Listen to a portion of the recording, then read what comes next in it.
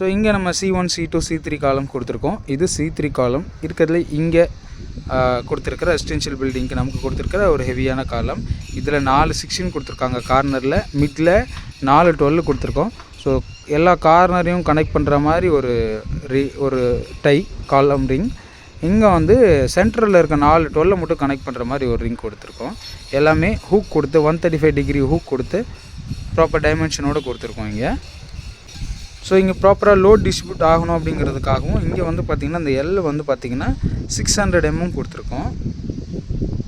So whole மேட்டுக்கும் load distribute ஆகணும் அப்படிங்கிறதுனால 600 mm இங்கே கொடுத்துருக்கோம். இந்த ஃபூட்டிங்கோட சைஸ் வந்து பார்த்திங்கன்னா 6x6 6x 6. இதுக்கு நம்ம வந்து பார்த்திங்கன்னா ரெக்கமெண்ட் பண்ணது 2 feet கொடுத்துருக்காங்க. ஸோ C1 காலமுக்கெலாம் வந்து பார்த்திங்கன்னா 4x4, அங்கே வந்து 1.75 feet. ஸோ அது நம்ம அங்கே ப்ரொவைட் பண்ணியிருக்கோம். அதே மாதிரி இங்கே டைஸ் வந்து பார்த்திங்க அப்படின்னாக்கா ஒரு டைஸ்லேருந்து இன்னொரு டைக்கான டிஸ்டன்ஸ் வந்து பார்த்திங்கன்னா 6 inches சென்டர் டு சென்டர் கொடுத்துருக்கோம்.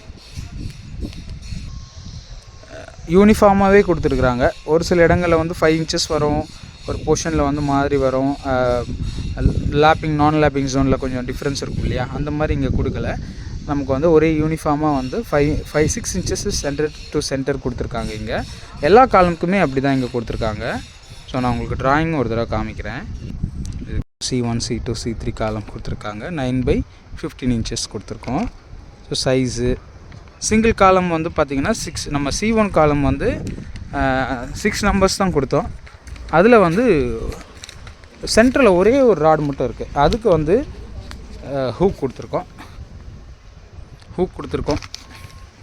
எல்லா சிரப்ஸும் ஆல்டர்னேட், அதில் உள்ளே போட்டிருக்க ஹூக்கும் ஆல்டர்னேட், எல்லாமே ஆல்டர்னேட்டாக கொடுத்துருக்கோம்.